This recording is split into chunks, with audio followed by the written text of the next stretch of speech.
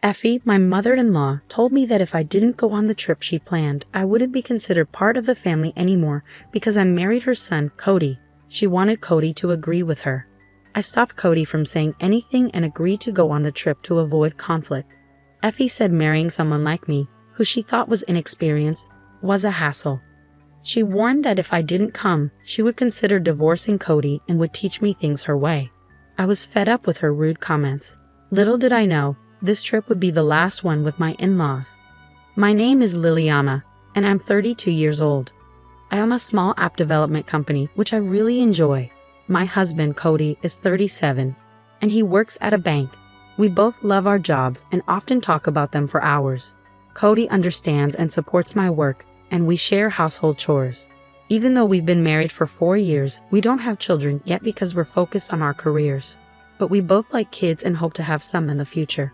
My family owns an auto parts factory that my dad started, and now my brother runs it. They've been very supportive of my dream to start my own company, even though our businesses are different. I often seek advice from my dad and brother, who are also business owners. They've always been there for me, so my family is a big support in my life. Cody's family owns a small factory, and since he was their only child, they expected him to take over one day. But Cody had different plans. The factory wasn't doing well, and his dad, Andy, was thinking about closing it down.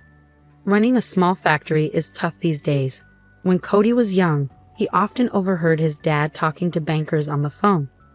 He even met a friendly banker during a visit to the factory and started going to the bank with his dad just to see him. That's how he got interested in banking. Cody worked hard to make his dream of becoming a banker come true, and now he works at a big bank. Even though everything might seem okay between Cody and me, our marriage isn't going well. Cody's mom, Effie, doesn't think highly of my job. I can work from home sometimes because my job allows it, but Effie sees it as a pointless job and doesn't understand it at all. I get it.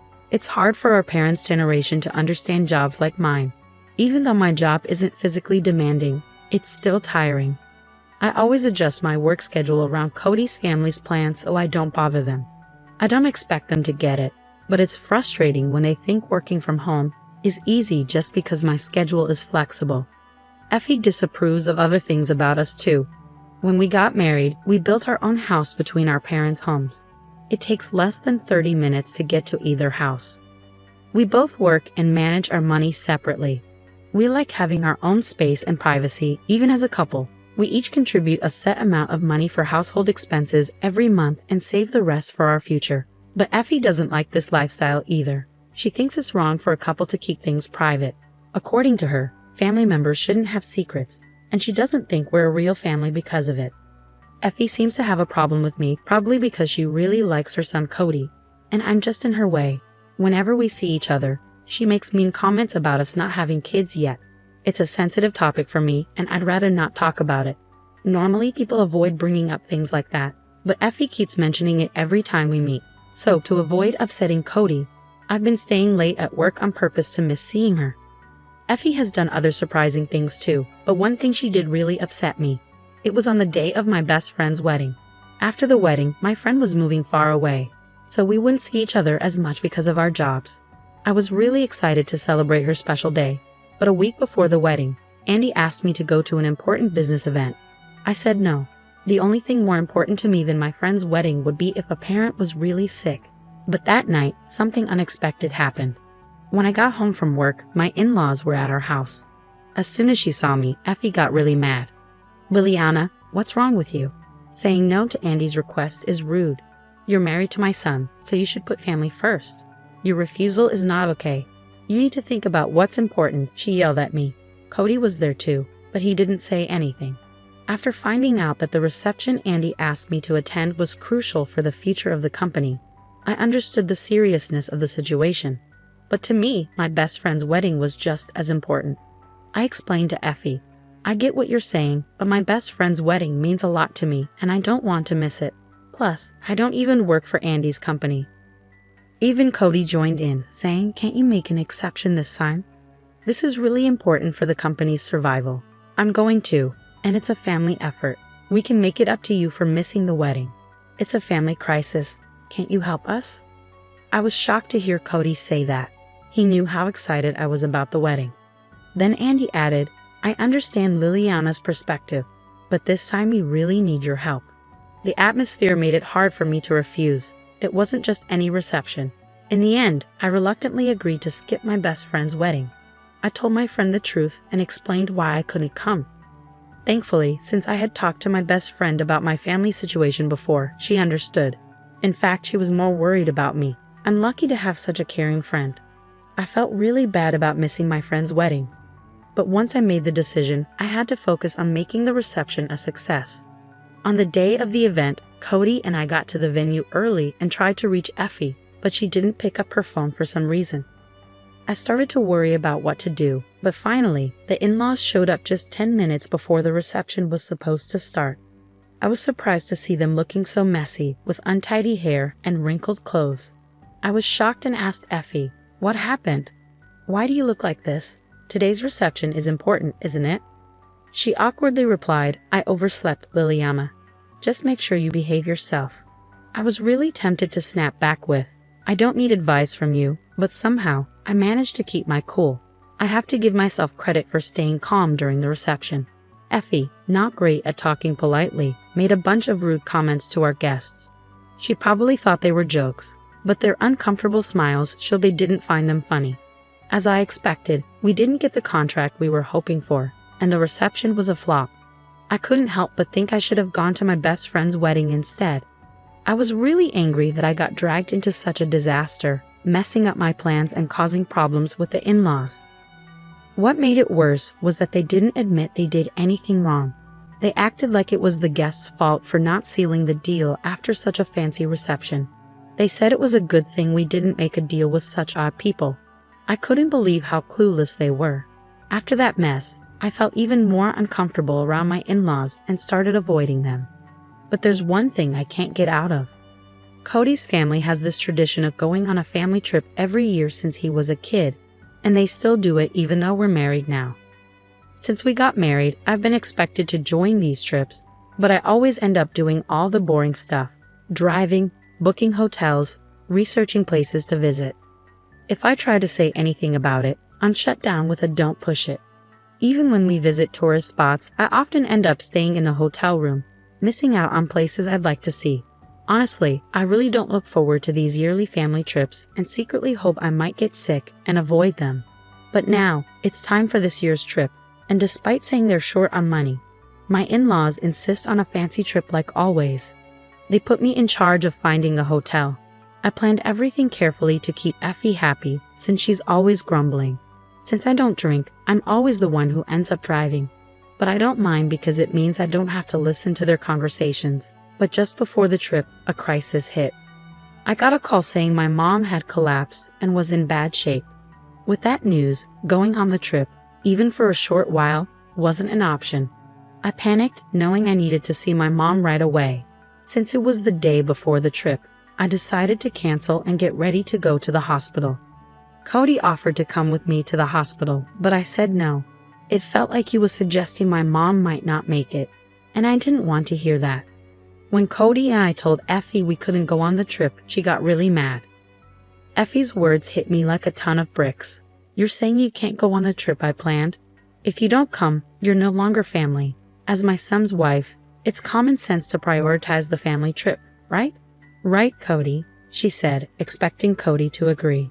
Cody seemed like he wanted to say something, but Effie cut him off, making it clear she didn't want to hear any objections. I was so shocked that I couldn't even respond. Being with my mom in her critical condition was the only thing on my mind. Just as I was trying to figure out what to say, my brother called. He told me that Mom's condition was serious but somewhat stable. I wanted to rush to her side, but he explained that due to a contagious disease outbreak, visiting wasn't possible right now. He said we could arrange a short visit later as she gets better. So there was no urgent need for me to go. Hearing this news left me feeling torn about what to do. Seeing my hesitation, my brother asked what was going on. I explained everything about the trip and my dilemma. My brother, a little annoyed, suggested something helpful that I hadn't thought of in the midst of my distress. The trip was going to a place near my parents' house, which my brother assured me would be easy to reach from the hotel if necessary. He was right. Whether I stayed at home or in the hotel, I could quickly get to my family if needed. Taking my brother's advice, I reluctantly told Effie, "Okay, I'll come on the trip." Effie responded, "Well, if you'd said that earlier, I wouldn't have gotten so upset. Marrying someone so inexperienced is tough. Just remember, if you don't come, it's divorce. I might have to teach you a few things." Cody seemed surprised, but we agreed to go, with the condition that I could leave for the hospital if necessary. Effie commented, "It'd be a problem if our driver disappeared suddenly, wouldn't it? Good, you're part of the family now, so our needs come first. Remember your role as my son's wife. This trip is a big deal. It should be your priority." Her smug attitude and obvious excitement annoyed me, but I decided to put up with it to avoid more trouble. On the day of the trip, I was so worried about my mom that I couldn't stop checking my phone. Meanwhile, Effie was already drinking beer in the morning. As I drove, the back seat of my car turned into a party scene, with Cody surprising me by joining in the drinking. Even though it was unexpected, I reminded myself that everyone had rearranged their schedules for this trip. I thought it would be nice if everyone could enjoy themselves since we all made an effort to be here. During the trip, Effie's demands were constant, urgently needing bathroom stops or wanting to stop for more alcohol. I felt like I was being treated as a servant, but I decided to endure it. Then my phone rang. It was my brother, thankfully informing me that Mom had survived. Her condition had stabilized and she had regained consciousness. The diagnosis was a subarachnoid hemorrhage. However, I couldn't fully relax yet. There were worries about potential aftereffects. It was comforting to have my brother keeping me updated as I was feeling anxious. When I shared the news of Mom's recovery with my in-laws, Effie dismissed it, saying, "If she's better, there's no need to bother us with such news. You're making a big deal out of nothing." Andy agreed, saying, "Exactly. Let's not spoil our trip with such grim news. We're here to have fun." I was disgusted that Andy shared Effie's view and didn't want to think of these people as my family. During the trip, they made a lot of noise in the hotel, drinking and partying, which was embarrassing. This incident deepened my distrust of my in-laws. Thankfully, Mom's condition remained stable, and there was no need to rush to the hospital, allowing us to finish the trip and return home. I felt relieved. While I was doing laundry at home, Effie showed up unexpectedly. She asked to use our dryer because they didn't have one. I was annoyed and told her, "There's a laundromat with dryers. I have my own laundry to do, and I'm using it right now, so it's not possible." But she insisted, saying, "You're always so stingy. Once you're done, it's fine. I'll come pick it up tomorrow. Have it ready by then," and tried to leave her laundry in our washroom. Cody stepped in, saying, "Liliana is tired and has work tomorrow. It's not possible for her to help with the laundry. Let's go to a laundromat." Effie got angry, feeling like her son was taking my side. She left in a hurry, leaving the laundry behind and hurling insults as she slammed the door. Looking back, maybe if things had been different that day, the outcome might have changed. Later, Effie returned and said something unexpected. She told me, "During the trip, I noticed something, Liliana. You seem unaware of being married to Cody. We might face similar situations in the future. Since we couldn't talk about it, I've decided that Liliana should make a decision." Then she placed a family contract and divorce papers on the table. I was speechless. What on earth was a family contract? It seemed ridiculous and confirmed my belief that she couldn't have a normal conversation. But Cody surprised me with his response. He said, "I have something to say. If you keep forcing your opinions on us, I'll cut ties. I can't deal with this anymore. What do you think, Liliana? You're not a servant or housekeeper. You're not the one who's mistaken about your position."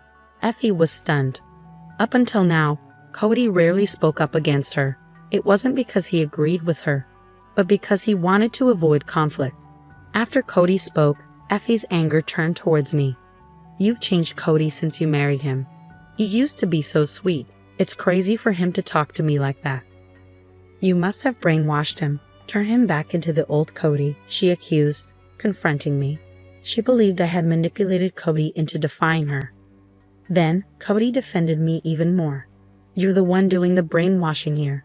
You always fly off the handle without listening to anyone's opinions. Honestly, you're a toxic parent. You never let me live my own life after I got married. Instead of calming down, you're attacking Liliana. Enough is enough." I'm not going to divorce, and if you have a problem, you should stay out of our lives, he firmly stated. Effie turned to Andy, who was there, and burst into tears. Andy responded, "If that's what Cody thinks, then so be it. We'll cut ties.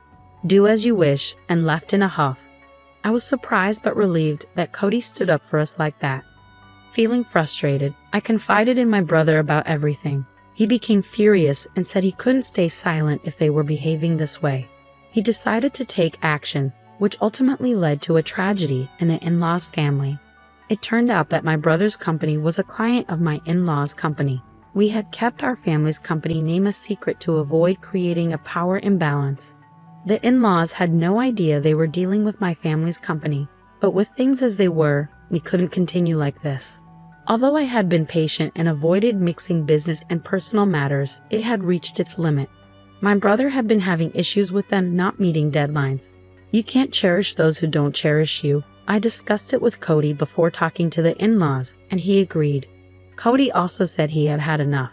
My brother decided to end the contract with my in-laws' company purely as a business decision. Their company had become problematic, consistently failing to pay on time and missing deadlines. Despite these issues, we had tolerated it because of the family connection, but now there was no reason to continue. When my in-laws learned about this, they came to us in tears, constantly apologizing. They begged my brother to reconsider the contract, but it was out of the question. Their failure to meet deadlines was their own responsibility, and they should have appreciated our patience. Cody explained everything to his parents, but they refused to accept it and ultimately cut ties in anger. Cody wasn't upset. He felt relieved. He had been torn and exhausted, caught between us and his family. Since then, we've been living peacefully. I discovered that Cody had been financially supporting his family, but he stopped doing that now. Even before this incident, their family factory was struggling and was close to shutting down due to debts. I also found out that Cody had been paying for those yearly trips for his family. It's surprising how they could act that way, using someone else's money. Now, Cody's parents are living more modestly, and Effie has started working recently. It's quite unexpected to see her, who used to consider herself a president's wife, now working. One day, I witnessed Effie being reprimanded while doing a cleaning job.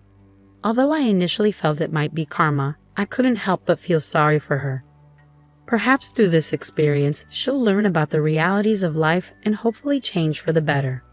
As for us, work is going smoothly. We haven't had children yet, but we're content with our jobs and life feels fulfilling. We're planning a trip abroad for our next vacation. For now, we're enjoying life without the added responsibility of children.